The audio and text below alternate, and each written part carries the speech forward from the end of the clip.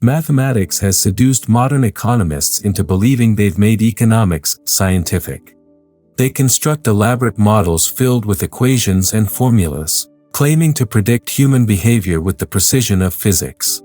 But this is a fundamental error that has led American economic policy astray for decades. Economics is not about measuring quantities, it's about understanding the logic of human action.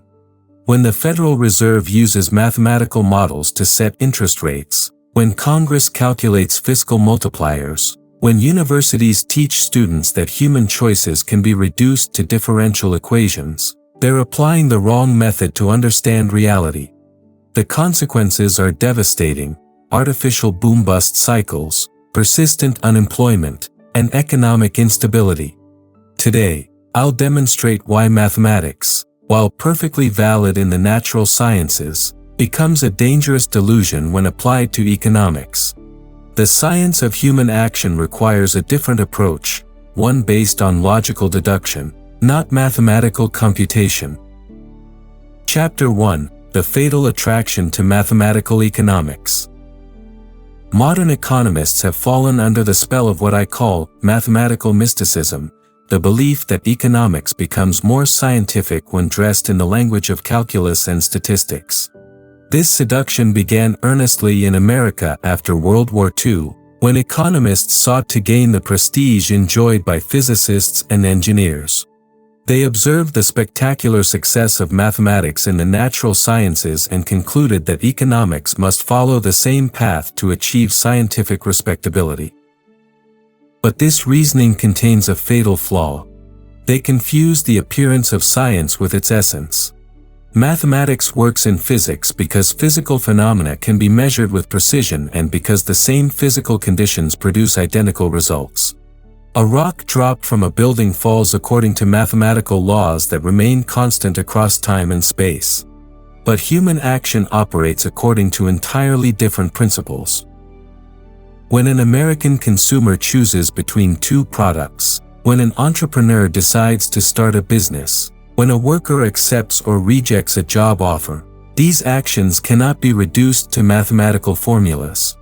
Each human being acts according to their unique understanding of their situation, their personal values, and their subjective ranking of alternatives. No mathematical equation can capture the infinite complexity of these individual circumstances. The mathematical economists make a fundamental category error. They treat human action as if it were physical motion, subject to mechanical laws that can be discovered through statistical analysis. They collect data about past economic events and construct mathematical models, believing these models can predict future human behavior. But human action is purposeful behavior guided by ideas, expectations, and value judgments that cannot be quantified. Consider how the Federal Reserve uses mathematical models to determine monetary policy. Their economists input various economic indicators into complex equations and generate recommendations about interest rates. But these models treat money as if it were a physical commodity whose effects can be calculated mathematically. They ignore the crucial fact that money's value exists only in human consciousness, in our expectations, our confidence, our subjective valuations. No equation can capture these mental phenomena because they exist in the realm of human meaning, not mathematical measurement. The result of this mathematical obsession is economic policy based on false premises. When reality inevitably diverges from mathematical predictions, as it always does, economists don't question their methodology. Instead, they add more variables, create more complex equations, and hope that greater mathematical sophistication will finally unlock the secrets of human behavior. This is like trying to understand poetry by analyzing the chemical composition of ink. Chapter 2: The Impossibility of Economic Measurement. The mathematical approach to economics rests on the assumption that economic phenomena can be measured like physical objects. But this assumption reveals a profound misunderstanding of what economics actually studies. Economics deals with human valuations, which are inherently subjective and therefore unmeasurable in any objective sense. When I choose to spend $10 on a book rather than a restaurant meal, I'm demonstrating that I value the book more highly than the meal at that moment. But this doesn't mean the book has an objective value of $10 that can be incorporated into mathematical equations. My valuation depends on countless factors: my current hunger, my interest in the book's topic, my financial situation, my past experiences, my future expectations. These factors change constantly and differ completely from person to person. Mathematical economists attempt to overcome this problem by aggregating individual preferences into statistical averages. They survey consumers, compile price indices, and calculate demand curves as if these mathematical constructs represent economic reality. But aggregation cannot solve the fundamental problem of subjective value. When they average my preference for books with your preference for restaurants, they create a mathematical artifact that corresponds to no one's actual valuations. Consider the absurdity of the government's consumer price index, used to measure inflation and guide monetary policy. Economists collect prices for a market basket of goods and calculate mathematical changes over time. But this basket represents no real person's actual purchases. Every American has different needs, different preferences, different circumstances. The mathematical average tells us nothing about how inflation actually affects any particular individual's welfare. Even more problematic is the attempt to measure utility or satisfaction mathematically. Economists create utility functions and speak of marginal utility as if human satisfaction could be quantified like temperature or weight. But satisfaction is a subjective experience that exists only in consciousness. When I enjoy a meal, there's no instrument that can measure my satisfaction in objective units comparable to your satisfaction from a different experience. The mathematical economists respond by claiming they only need to measure relative preferences, not absolute satisfaction. They develop revealed preference theory, arguing that we can infer mathematical relationships from observed choices. But this approach still fails because it assumes that preferences remain constant over time and that all relevant factors can be controlled and measured. In reality, my preferences change as I learn, as my circumstances evolve, as I encounter new options. The choice I make today might differ from the choice I would have made yesterday, not because of mathematical variables that economists can measure, but because of changes in my understanding, my mood, my expectations about the future. These mental phenomena cannot be captured in equations because they belong to the realm of human consciousness, not mathematical measurement. American economic policy suffers tremendously from this measurement obsession. When the Federal Reserve claims to know the correct interest rate based on mathematical models, they're pretending to measure phenomena that cannot be measured. Interest rates reflect countless individual time preferences and risk assessments that vary continuously across millions of people. No mathematical formula can capture this complexity or predict how people will respond to rate changes. Chapter 3: Human Action versus Physical Motion. The crucial difference between economics and the natural sciences lies in the fundamental nature of their subject matter. Physics studies the motion of objects that behave according to invariant laws. Economics studies human action, which follows the logic of purpose, not the mechanics of cause and effect. When a physicist observes a falling stone, he can measure its velocity, calculate its trajectory, and predict exactly where and when it will land. The stone has no choice in the matter, it must obey the laws of gravity. Mathematical equations perfectly describe this behavior because physical motion is determined by forces that operate with mechanical precision. But when I observe an American entrepreneur launching a new business, I'm witnessing an entirely different type of phenomenon. The entrepreneur acts purposefully, guided by his vision of future market conditions, his assessment of consumer needs, his evaluation of available resources. His action is not determined by external forces but by his own understanding and judgment. No mathematical equation can predict his decisions because they emerge from consciousness, not from mechanical causation. This distinction is not merely academic, it has profound implications for economic analysis. Mathematical economists treat human behavior as if it were mechanical motion, assuming that statistical relationships observed in the past will continue into the future. They create econometric models that treat variables like consumer spending or business investment as if they moved according to mathematical laws like planetary motion. But human action constantly evolves as people learn, adapt, and respond to changing circumstances. The relationships that economists observe in their data reflect the particular historical conditions under which people made their choices. When conditions change, as they inevitably do, these mathematical relationships break down because they were never true laws in the first place. Consider how dramatically this affects economic forecasting in America.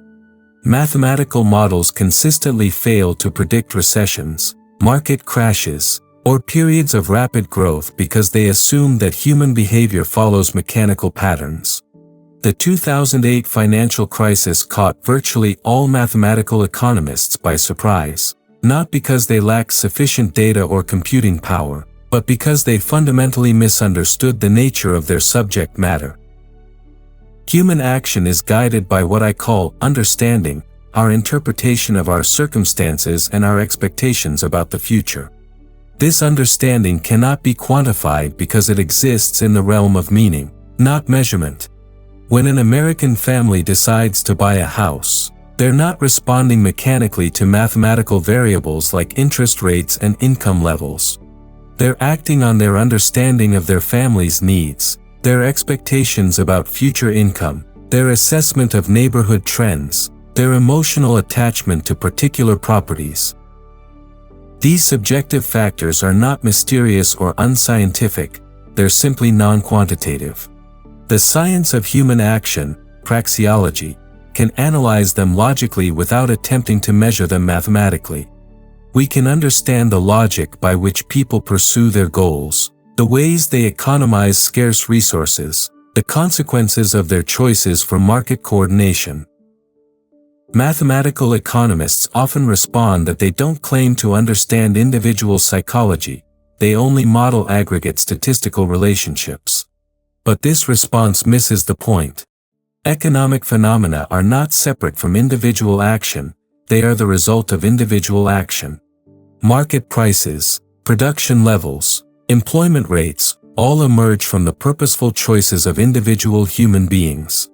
If we misunderstand the nature of individual action, we cannot understand the economic phenomena that result from it. The attempt to study economics mathematically is like trying to understand the meaning of a book by analyzing the statistical frequency of different letters. The letters are certainly measurable, and we can construct elaborate mathematical relationships between them. But the meaning of the book exists at a completely different level, in the realm of ideas, purposes, and understanding that cannot be captured by quantitative analysis. Chapter 4: The Praxeological Alternative. Since mathematics cannot capture the essence of human action, economics requires a different methodology, one that I developed and called praxeology, the logic of human action. This approach recognizes that economics is a theoretical science based on logical deduction from self-evident axioms about human behavior. The fundamental axiom of praxeology is that humans act, they employ means to achieve ends that they value more highly than the alternatives they sacrifice. This truth is self-evident and undeniable. Even someone who claims that humans don't act is himself acting by making that statement, thereby demonstrating the truth of the axiom through his very attempt to deny it. From this simple starting point, we can deduce the entire logical structure of economic theory through rigorous reasoning. If humans act, then they must choose between alternatives. If they choose, then they must prefer some outcomes to others. If they prefer, then they must economize, selecting the most valued ends attainable with their available means. From these logical relationships, we can derive the laws of value, exchange, production, and market coordination without any mathematical formulation. This method has enormous advantages over mathematical approaches. First, praxeological laws are universally valid because they stem from the nature of human action itself, which is constant across time and cultures. When I demonstrate that price controls create shortages, this conclusion follows logically from the axiom of human action and therefore applies whether we're discussing rent control in New York City or wage controls in medieval Europe. Second, praxeological analysis explains economic phenomena rather than merely describing statistical correlations. When mathematical economists observe that higher minimum wage laws correlate with higher unemployment among young workers, they can describe this relationship statistically but cannot explain why it occurs. Praxeological analysis reveals the logical necessity. If employers are required to pay more than a worker's productivity justifies, they will rationally choose not to hire that worker. Third, praxeology provides certainty rather than probability. Mathematical models generate probabilistic forecasts that frequently prove wrong. Praxeological analysis yields conclusions that are necessarily true given their logical foundations. When I analyze the effects of Federal Reserve money creation, I can conclude with certainty that artificial credit expansion will distort market coordination and generate boom-bust cycles, even if I cannot predict the precise timing or magnitude of these effects. The apparent limitation of praxeology, that it cannot make specific quantitative predictions, is actually its strength. Economics deals with human choices that depend on unknowable future circumstances and subjective valuations. No science can predict specific human decisions because human action is creative and purposeful, not mechanical and determined. What praxeology can do is far more valuable. It can explain the logical structure within which human action operates. It reveals the necessary consequences of different institutional arrangements, policy interventions, and market processes. When American policymakers consider implementing rent control, praxeological analysis can demonstrate with logical certainty that such policies will reduce the quantity and quality of available housing, create black markets, and generate misallocation of resources. This kind of analysis provides invaluable guidance for policy decisions precisely because it doesn't depend on specific empirical conditions that might change. The logical relationships that praxeology reveals remain valid regardless of technological developments, cultural changes, or historical circumstances. Mathematical economists often dismiss praxeology as unscientific because it doesn't generate testable hypotheses or statistical correlations. But this criticism reflects their confusion about the nature of science itself. Science is not defined by mathematical formulation but by logical rigor and systematic understanding of reality. Praxeology achieves both goals more successfully than mathematical economics by employing the appropriate methodology for its subject matter. Chapter 5: Why economic laws aren't mathematical laws. Mathematical economists speak of economic laws as if they were equivalent to the laws of physics, but this comparison reveals a fundamental misunderstanding of both economics and science. The laws discovered by physicists describe invariant relationships in the material world that can be expressed mathematically because they operate with mechanical precision. Economic laws, properly understood, describe logical relationships in human action that cannot be quantified because they operate in the realm of purpose and meaning. When Newton formulated the law of gravity, he discovered a mathematical relationship that governs the behavior of all physical objects. This law enables precise predictions. Given specific initial conditions, we can calculate exactly how objects will move. The mathematical formulation is not just convenient, it's essential because physical relationships are inherently quantitative. But when economists speak of Gresham's law, bad money drives out good, or the law of demand, higher prices reduce quantity demanded, they're describing logical tendencies that operate through human understanding and choice, not mechanical forces that can be measured mathematically. These tendencies manifest themselves differently under different circumstances because human action is contextual and purposeful. Consider the law of demand, which mathematical economists typically express as a downward-sloping curve showing the relationship between price and quantity purchased. This mathematical representation obscures rather than illuminates the actual economic law, which is logical, not mathematical. The law of demand states that when the price of a good increases, all other factors remaining equal, people will tend to purchase less of it because the higher price makes alternative uses of their money relatively more attractive. This law operates through human consciousness, through people's understanding of their options and their evaluations of alternatives.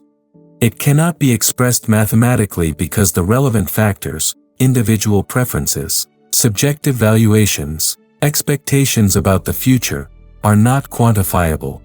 Moreover, the all other factors remaining equal condition can never be fulfilled in reality because human circumstances constantly change.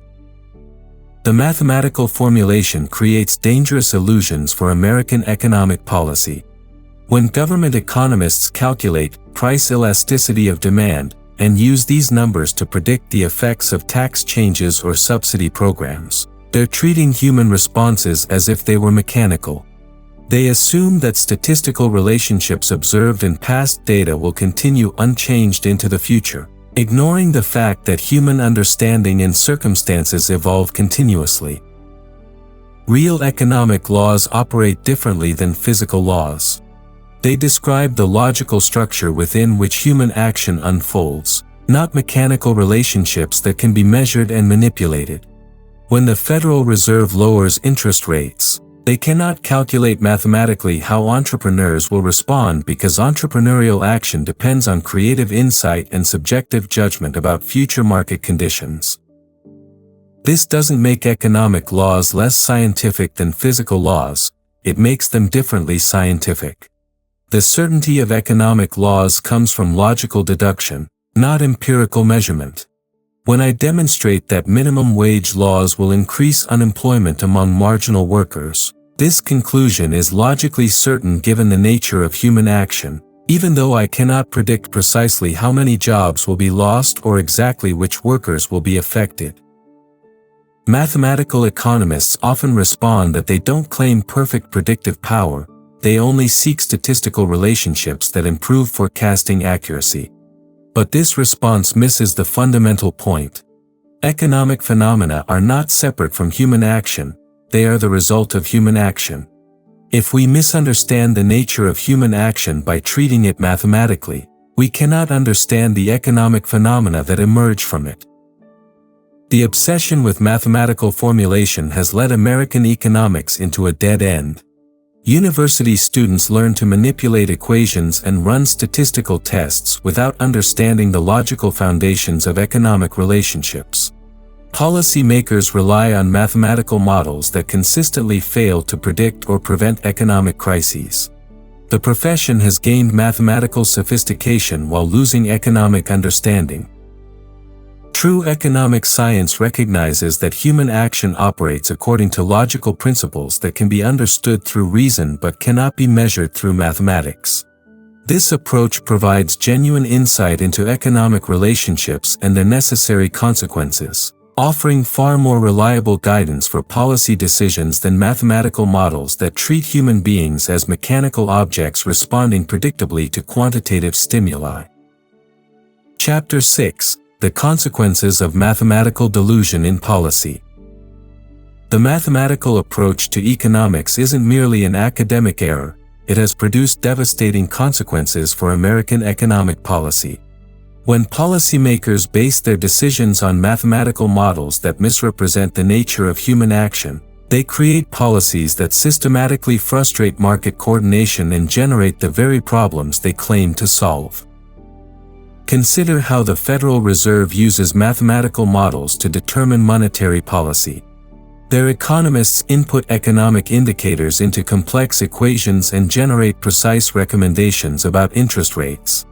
They speak with apparent scientific authority about optimal monetary policy, as if the correct interest rate could be calculated mathematically like the trajectory of a spacecraft. But interest rates are not mechanical phenomena that can be optimized through mathematical calculation. They emerge from the voluntary interactions of millions of Americans making subjective judgments about time preference, risk assessment, and future economic conditions. Each person's decisions reflect their unique circumstances, expectations, and values, factors that cannot be quantified or aggregated into meaningful mathematical relationships. When the Federal Reserve sets interest rates based on mathematical models, they're replacing the market's coordinating mechanism with bureaucratic calculation. They're substituting the collective wisdom of market participants with the mathematical formulas of government economists. The inevitable result is systematic distortion of economic coordination, manifesting as artificial boom-bust cycles that devastate American families and businesses. The 2008 financial crisis provides a perfect example of mathematical delusion in action. Leading up to the crisis, Federal Reserve economists confidently used their mathematical models to declare that housing prices could never decline nationwide simultaneously. Their equations, based on statistical relationships observed during previous decades, failed to capture the logical necessity that artificial credit expansion must eventually collapse when market forces reassert themselves. Similarly, government agencies employed mathematical risk models that supposedly quantified the safety of mortgage-backed securities with scientific precision. Rating agencies assigned mathematical ratings to complex financial instruments as if the risk could be calculated like the probability of rolling dice. Banks used mathematical models to determine capital requirements and trading strategies. All of these mathematical approaches shared the same fundamental error. They treated human action as if it were mechanical motion governed by statistical laws. They ignored the fact that financial markets consist of human beings making purposeful decisions based on their understanding of constantly changing circumstances. When that understanding shifted, as it inevitably does when artificial conditions become unsustainable, all the mathematical models collapsed simultaneously. The consequences extended far beyond Wall Street. Millions of Americans lost their homes, their jobs, their retirement savings. Entire communities were devastated by the economic disruption. Yet rather than questioning their mathematical methodology, most economists responded by demanding more sophisticated models, more data, more computational power, as if the problem were insufficient mathematical complexity rather than fundamental methodological error. This pattern repeats throughout American economic policy. Government agencies use mathematical models to calculate the effects of tax changes, spending programs, and regulatory policies. They generate precise estimates about job creation, economic growth, and revenue impacts. These calculations provide the appearance of scientific rigor that politicians use to justify their policies. But these mathematical exercises systematically ignore the creative and adaptive nature of human action. They treat Americans as passive objects who respond mechanically to policy changes rather than purposeful actors who constantly adjust their behavior based on their understanding of new circumstances. When people respond differently than the models predict, as they inevitably do, policymakers don't question their methodology. Instead, they blame irrational behavior or market failures for the discrepancy between mathematical predictions and reality. The mathematical approach has corrupted American economic education as well.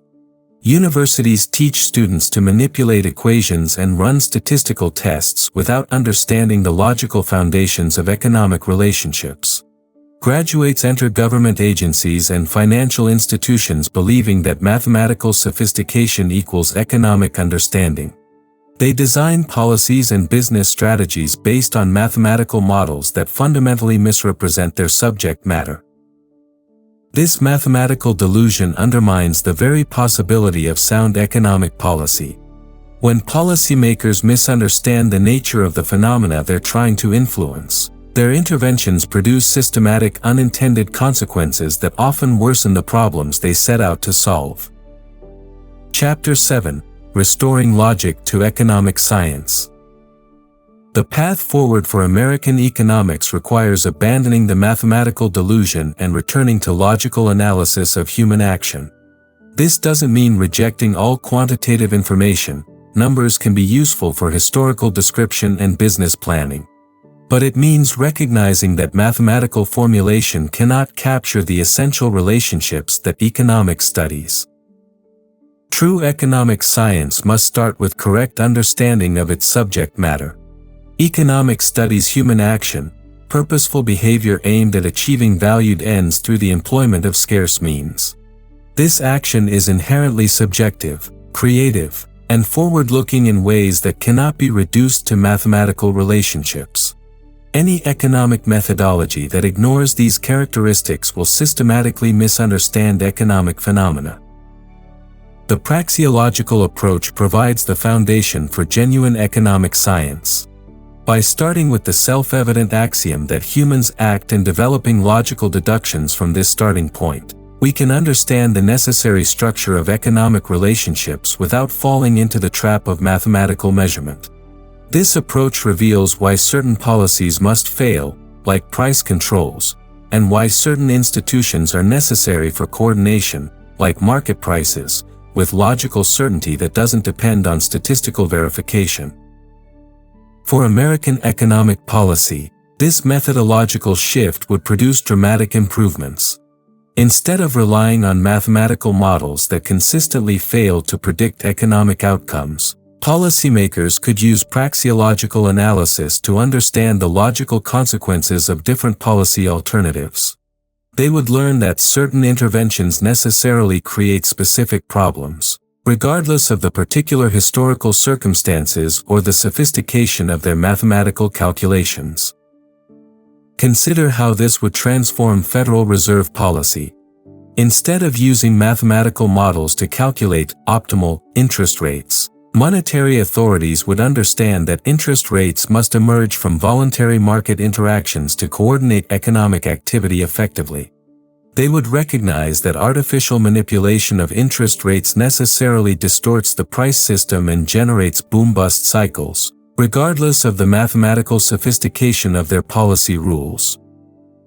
The same logical approach would revolutionize fiscal policy, regulatory policy, and international trade policy.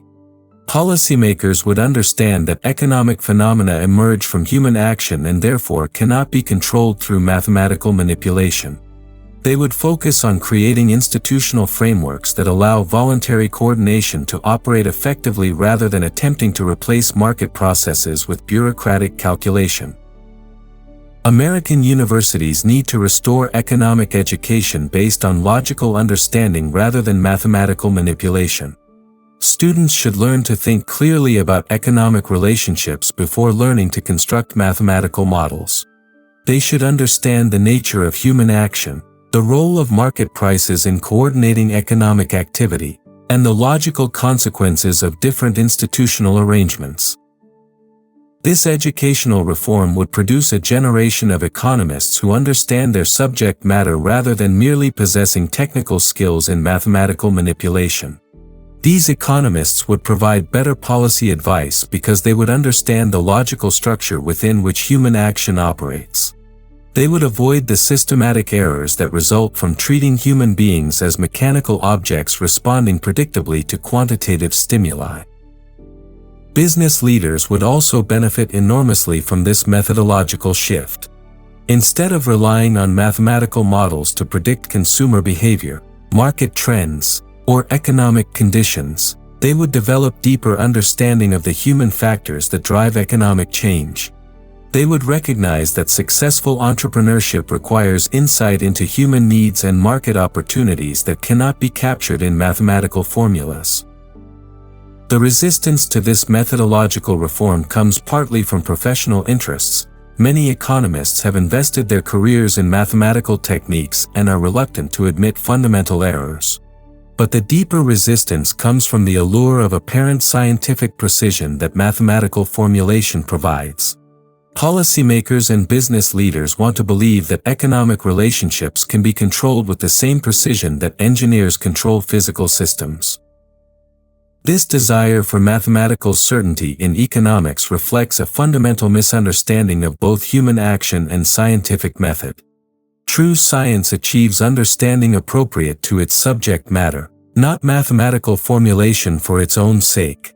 The logical certainty that praxeological analysis provides is actually superior to mathematical precision because it corresponds to the nature of the phenomena being studied.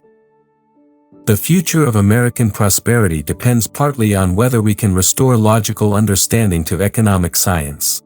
Mathematical economics has contributed to policy disasters, business failures, and educational confusion for decades. The alternative, praxeological analysis based on correct understanding of human action, offers the possibility of genuine economic science that can guide policy and business decisions more effectively than mathematical models that fundamentally misrepresent their subject matter. Conclusion. Mathematics has led economics astray by treating human action as mechanical motion subject to quantitative laws. This fundamental error has produced decades of failed economic policies, inaccurate forecasts, and systematic misunderstanding of market processes.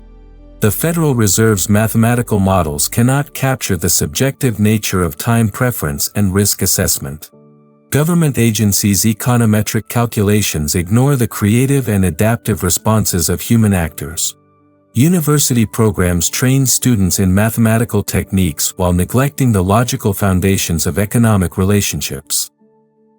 The alternative is clear: economics must return to logical analysis of human action through praxeological method. This approach recognizes that economic phenomena emerge from purposeful human choices that cannot be quantified but can be understood through rigorous reasoning.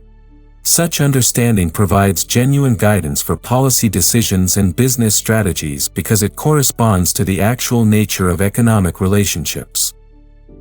America's economic future depends on abandoning mathematical mysticism in favor of logical clarity.